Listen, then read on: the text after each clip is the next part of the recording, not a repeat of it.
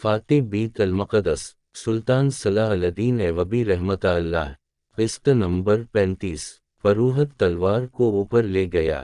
اب تو ایک دو سانسوں کی دیر تھی، تلوار نیچے کو آنے ہی لگی تھی کہ ایک تیر فروہت کی بغل میں دھنس گیا۔ اس کا تلوار والا ہاتھ ابھی نیچے نہیں گرا تھا کہ 3 تیر بیک وقت اس کے پہلو میں اتر گئے۔ لڑکیوں کی چیخیں سنائی دیں، مرد کسی کو آواز دینے لگے۔ تیروں کی ایک اور باڑ آئی جس نے 2 مردوں کو گرا دیا۔ لڑکیاں جدر میں نہ آیا، دوڑ پڑیں۔ عمرارہ اس شور و گل اور اپنے ارد گرد ترپتے ہوئے اور خون میں ڈوبے ہوئے جسموں سے بے نیاز سر جھکائے بیٹھی تھی۔ چھاپا مار بہت تیز دوڑتے آئے، چبوترے پر چڑھے اور عمرارہ کو ایک نے اٹھا لیا۔ وہ ابھی تک نشے کی حالت میں باتیں کر رہی تھی۔ ایک جامباز نے اپنا کرتا اتار کر اسے پہنا دیا۔ اسے لے کر چلے ہی تھے کہ ایک طرف سے 12 حبشی برچیاں اور ڈھالیں اٹھائے دوڑتے آئے۔ چھاپا مار بکھر گئے۔ ان میں 4 کے پاس تیر کمانیں تھیں، انہوں نے تیر برسائے۔ باقی چھاپا مار ایک طرف چھپ گئے اور جب حبشی آگے آئے تو عقب سے ان پر حملہ کر دیا۔ ایک تیر انداز نے کمان میں فلیتے والا تیر نکالا، فلیتے کو آگ لگائی اور کمان میں ڈال کر اوپر کو چھوڑ دیا۔ تیر دور اوپر جا کر رکا تو اس کا شعلہ جو رفتار کی وجہ سے دب گیا تھا، رفتار ختم ہوتے ہی بھڑکا اور نیچے آنے لگا۔ میلے کی رونق ابھی ماند نہیں پڑی تھی۔ تماشائیوں میں سے 500 تماشائی میلے سے الگ ہو کر اس پہاڑی خطے کی طرف دیکھ رہے تھے۔ انہیں دور فضا میں ایک شعلہ سا نظر آیا جو بھرک کر نیچے کو جانے لگا۔ وہ گھوڑوں اور اونٹوں پر سوار ہوئے، ان کے کماندار ساتھ تھے۔ پہلے تو وہ آہستہ آہستہ چلے تاکہ کسی کو شک نہ ہو۔ ذرا دور جا کر انہوں نے گھوڑے دوڑا دیے۔ تماشائی میلے میں شراب، جوئے اور ناچنے گانے والی لڑکیوں اور عصمت فروش عورتوں میں اتنے مگن تھے کہ کسی کو کانوں کان خبر نہ ہوئی کہ ان کے دیوتاؤں پر کیا قیامت ٹوٹ پڑی ہے۔ چھاپا مار نے اس خطرے کی وجہ سے آتشی تیر چلا دیا تھا کہ حبشیوں کی تعداد زیادہ ہو گئی، مگر فوج وہاں پہنچی تو وہاں 12-13 لاشیں حبشیوں کی اور 2 لاشیں چھاپا مار شہیدوں کی پڑی تھیں۔ وہ برچیوں سے شہید ہوئے تھے۔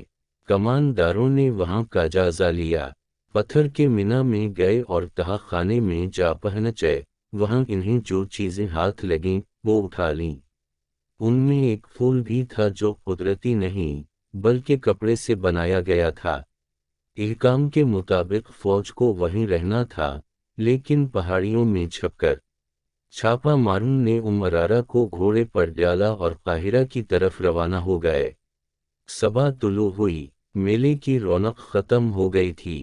بیشتر تماشائی رات شراب پی پی کر ابھی تک مدہوش پڑے تھے۔ دکاندار جانے کے لیے مال اسباب باندھ رہے تھے، لڑکیوں کے بیوپاری بھی جا رہے تھے۔ صحرا میں روانہ ہونے والوں کی قطاریں لگی ہوئی تھیں۔ میلے کے قریب جو گاؤں تھا وہاں کے لوگ بے تابی سے اس لڑکی کے بالوں کا انتظار کر رہے تھے جسے رات قربان کیا گیا تھا۔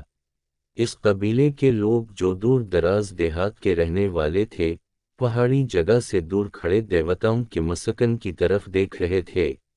ان کے بڑے بوڑھے انہیں بتا رہے تھے کہ ابھی پروہت آئے گا، وہ دیوتاؤں کی خوشنودی کا پیغام دے گا اور ان میں بال تقسیم کرے گا، مگر ابھی تک کوئی نہیں آیا تھا۔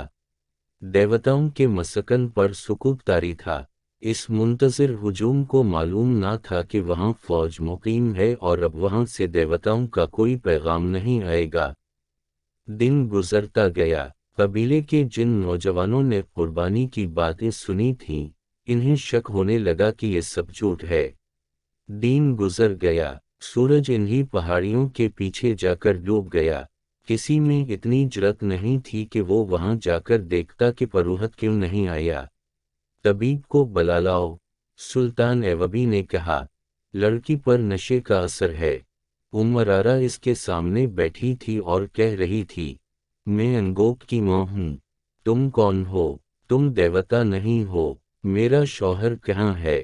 میرا سر کاٹو اور دیوتا کو دے دو، مجھے میرے بیٹوں پر قربان کر دو۔ وہ بولے جا رہی تھی، مگر اب اس پر غنودگی بھی طاری ہو رہی تھی۔ اس کا سر ڈول رہا تھا۔ طبیب نے آتے ہی اس کی کیفیت دیکھی اور اسے کوئی دوائی دے دی۔ سر اسی دیر میں اس کی آنکھیں بند ہو گئیں۔ اسے لٹا دیا گیا اور وہ گہری نیند سو گئی۔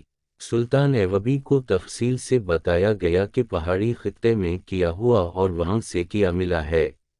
اس نے اپنے نائب سالہ الناصر اور بہاؤالدین شداد کو حکم دیا کہ 500 سوار لے جائیں، ضروری سامان لے جلائیں اور اس بوت کو مسمار کر دیں، مگر اس جگہ کو فوج کے گھیرے میں رکھیں۔ حملے کی صورت میں مقابلہ کریں۔ اگر وہ لوگ دب جائیں اور لڑ نہ سکیں تو انہیں وہ جگہ دکھا کر پیار اور محبت سے سمجھائیں کہ یہ محض ایک فریب تھا۔ شداد نے اپنی تحریر میں جو عربی زبان میں لکھی گئی تھی، اس واقعہ کو یوں بیان کیا ہے کہ وہ 500 سواروں کے ساتھ وہاں پہنچا۔ رہنمائی اس فوج کے کماندار نے کی جو پہلے ہی وہاں موجود تھا۔ سینکڑوں سوڈانی حبشی دور دور کھڑے تھے۔ ان میں سے بعض گھوڑوں اور اونٹوں پر سوار تھے۔ ان کے پاس برچیاں، تلواریں اور کمانیں تھیں۔ ہم نے اپنے تمام تر سواروں کو اس پہاڑی جگہ کے ارد گرد اس طرح کھڑا کر دیا کہ ان کے مینا باہر کی طرف اور ان کی کمانوں میں تیر تھے، اور جن کے پاس کمانیں نہیں تھیں ان کے ہاتھوں میں برچیاں تھیں۔ خطرہ خون ریز لڑائی کا تھا۔ میں الناصر کے ساتھ اندر گیا۔ بوت کو دیکھ کر میں نے کہا کہ فرعونوں کی یادگار ہے۔ حبشیوں کی لاشیں پڑی تھیں۔ ہر جگہ گھوم پھر کر دیکھا، دو پہاڑیوں کے درمیان ایک کھنڈر تھا جو فرعونوں کے وقتوں کی خوشنما عمارت تھی۔ دیواروں پر اس زمانے کی تحریریں تھیں۔ الفاظ لکیروں والی تصویروں کی مانند تھے۔ کوئی شبہ نہ رہا کہ یہ فرعونوں کی جگہ تھی۔ دیوار جیسی ایک پہاڑی کے دامن میں جھیل تھی جس کے اندر اور باہر دو دو قدم لمبے مگرمچھ تھے۔ جھیل کا پانی پہاڑی کے دامن کو کاٹ کر پہاڑی کے نیچے چلا گیا تھا۔ پانی کے اوپر پہاڑی کی چھت تھی۔ جگہ خوفناک تھی۔ ہمیں دیکھ کر بہت سارے مگرمچھ کنارے پر آ گئے اور ہمیں دیکھنے لگے۔ میں نے سپاہیوں سے کہا، حبشیوں کی لاشیں جھیل میں پھینک دو، یہ بھوکے ہیں۔ وہ لاشیں گھسیٹ کر لائے اور جھیل میں پھینک دیں، مگر مچھوں کی تعداد ایک کا اندازہ نہیں، پوری فوج تھی۔ لاشوں کے سر باہر رہے اور یہ سر پانی میں دوڑتے پہاڑی کے اندر چلے گئے۔ پھر پروہت کی لاش آئی۔ اس نے دوسرے انسانوں کو مگر مچھوں کے آگے پھینکا تھا۔ ہم نے اسے بھی جھیل میں پھینک دیا۔ وہ سپاہی 4 سوڈانی لڑکیوں کو لائے۔ وہ کہیں چھپی ہوئی اور عریاں تھیں۔ کمر کے ساتھ ایک پتہ آگے اور پیچھے بندھا ہوا تھا۔ میں نے اور الناصر نے مینا پھیر لیے۔ سپاہیوں سے کہا کہ انہیں مستور کرو۔ جب ان کے جسم کپڑوں میں چھپ گئے تو دیکھا کہ وہ بہت خوبصورت تھیں۔ روتی تھیں، ڈرتی تھیں۔ ہمارے ترجمان کو انہوں نے وہاں کا حال اپنی زبان میں بیان کیا جو بہت شرمناک تھا۔ مسلمان کو عورت ذات کا یہ حال برداشت نہیں کرنا چاہیے۔ عورت اپنی ہو کسی اور کی ہو، کافر ہو، اسلام اسے بیٹی کہتا ہے۔ ان 4 لڑکیوں کا بیان ظاہر کرتا تھا کہ وہ فرعونوں کو خدا مانتی ہیں۔ ان کا قبیلہ انسان کو خدا مانتا ہے۔ یہ جگہ خوشنما تھی۔ سارے صحرا میں سرسبز تھی۔ اندر پانی کا چشمہ تھا جس نے جھیل بنائی، درخت تھے جنہوں نے سایہ دیا۔ کسی فرعون کو یہ مقام پسند آیا تو اسے تفریح کا مقام بنایا۔ اپنی خدائی کے ثبوت میں یہ بت بنایا۔ اس میں تہہ خانہ رکھا اور یہاں عیش کی۔ آسمان نے کوئی اور رنگ دکھایا۔ سورج ادھر سے ادھر ہو گیا۔ فرعونوں کے ستارے ٹوٹ گئے اور مصر میں دوسرے باطل مذہب آئے۔ آخر میں حق کی فتح ہوئی اور مصر نے کلمہ لا الہ الا اللہ سنا اور خدا کے حضور سرخرو ہوا، لیکن کسی نے نہ جانا کہ باطل ان پہاڑیوں میں زندہ رہا۔ الحمد للہ، ہم نے سبحان و تعالی سے رہنمائی لی، باطل کا یہ نقش بھی اکھاڑا اور اس ریگزار کو پاک کیا۔ اس جگہ کو سواروں کے گھیرے میں لے کر فوج نے پتھر کے اس ہیبت ناک بت کو مسمار کر دیا، چبوترا بھی گرا دیا، تہہ خانہ ملبے سے بھر دیا۔ باہر سینکروں حبشی حیران اور خوف زدہ کھڑے تھے کہ یہ کیا ماجرا ہے۔ ان سب کو بلا کر اندر لے جایا گیا کہ یہاں کچھ بھی نہیں تھا۔ چاروں لڑکیاں ان کے حوالے کی گئیں۔ چاروں کے باپ اور بھائی وہاں موجود تھے۔ انہوں نے اپنی اپنی لڑکی لے لی۔ انہیں بتایا گیا کہ یہاں ایک بدکار آدمی رہتا تھا، وہ مگر مچھوں کو کھلا دیا گیا ہے۔ ان سینکروں حبشیوں کو اکٹھا بٹھا کر ان کی زبان میں وعظ دیا گیا۔ وہ سب خاموش رہے۔ انہیں اسلام کی دعوت دی گئی، وہ پھر بھی خاموش رہے۔ کبھی کبھی شک ہوتا تھا جیسے ان کی آنکھوں میں خون اتر آیا ہے۔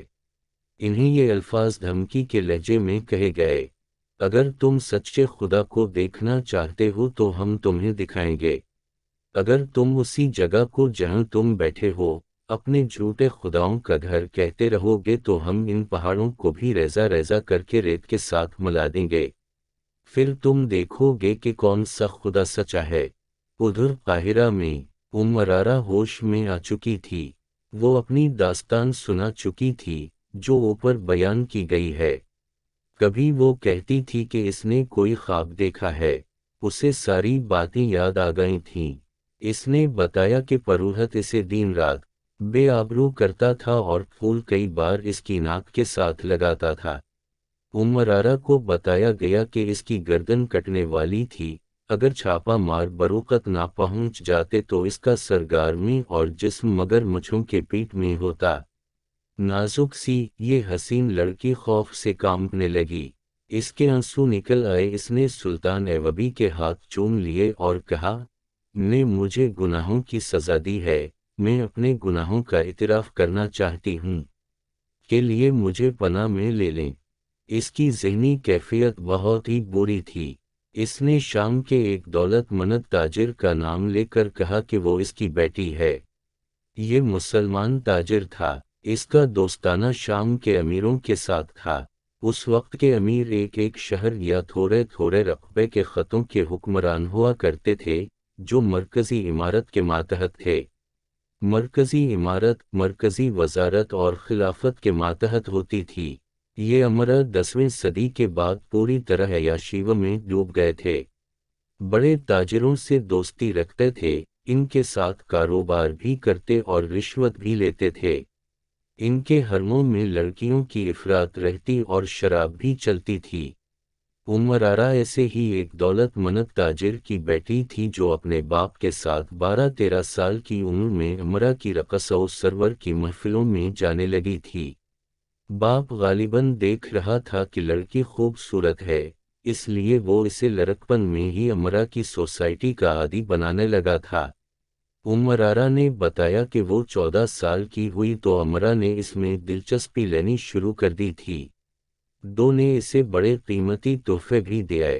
وہ گناہوں کی اسی دونی کی ہو کے رہ گئی۔ عمر کے 16ویں سال وہ باپ کو بتائے بغیر ایک امیر کی در پردہ داشتہ بن گئی، مگر رہتی اپنے گھر میں تھی۔ وہ دولت میں جنی پلی تھی، شرم و حیا سے آشنا نہیں تھی۔ 2-3 سال بعد وہ باپ کے ہاتھ سے نکل گئی اور آزادی سے 2 اور امرا سے تعلقات پیدا کر لیے۔ اس نے خوبصورتی، چرب زبانی اور مردوں کو انگلیوں پر نچانے میں نام پیدا کر لیا۔ باپ نے اس کے ساتھ سمجھوتا کر لیا۔ گزشتہ 6 سال سے اسے ایک اور ہی قسم کی ٹریننگ ملنے لگی تھی۔ یہ 3 امرا نے مل کر سازش کی تھی جس میں اس کا باپ بھی شریک تھا۔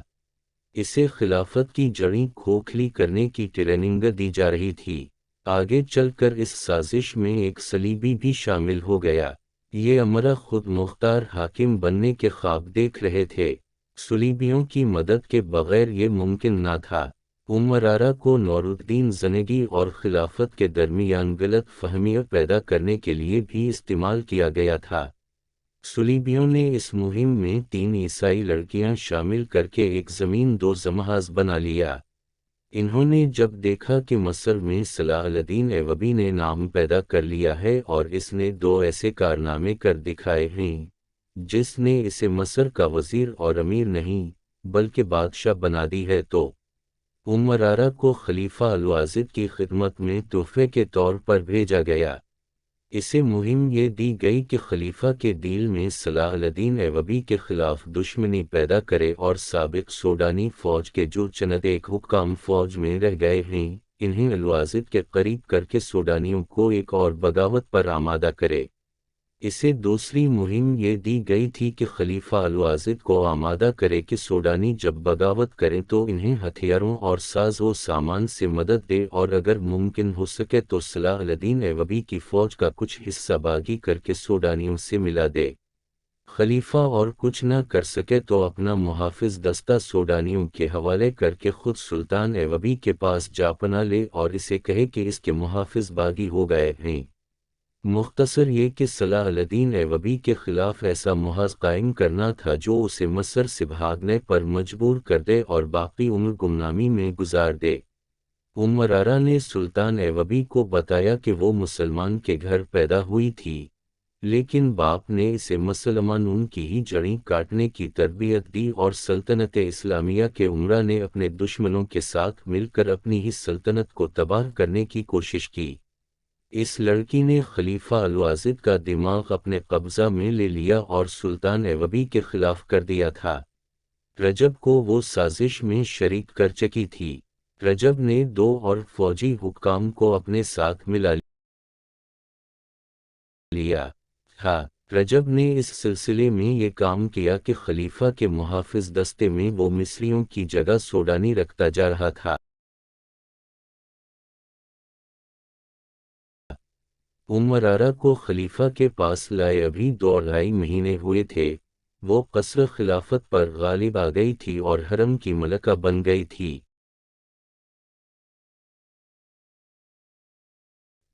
اس نے یہ انکشاف بھی کیا کہ خلیفہ سلطان ایوبی کو قتل کرانا چاہتا ہے اور رجب نے حشیشین سے مل کر قتل کا انتظام کر دیا ہے۔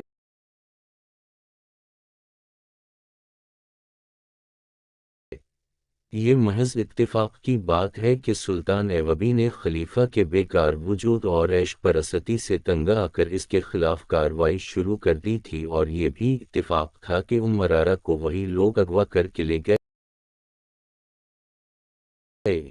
جنہیں وہ سلطان ایوبی کے خلاف لڑانا چاہتی تھی، اور یہ اتفاق تو بڑا ہی اچھا تھا کہ سلطان ایوبی نے رجب سے محافظ دستے کی کمان لے لی اور وہاں اپنی پسند کا ایک نائب سالار بھیج دیا تھا۔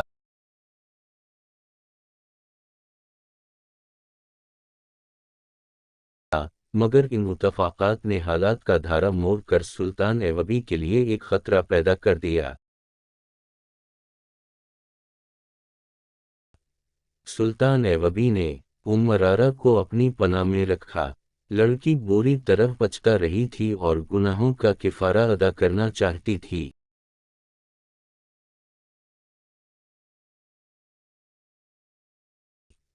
قدرت نے ایک ایسا دھچکا دے کر اس کا دماغ درست کر دیا تھا۔ سلطان ایوبی ٹھنڈے دل سے سوچنے لگا کہ اس سازش میں جو حکام شامل ہیں ان کے ساتھ وہ کیا سلوک کرے۔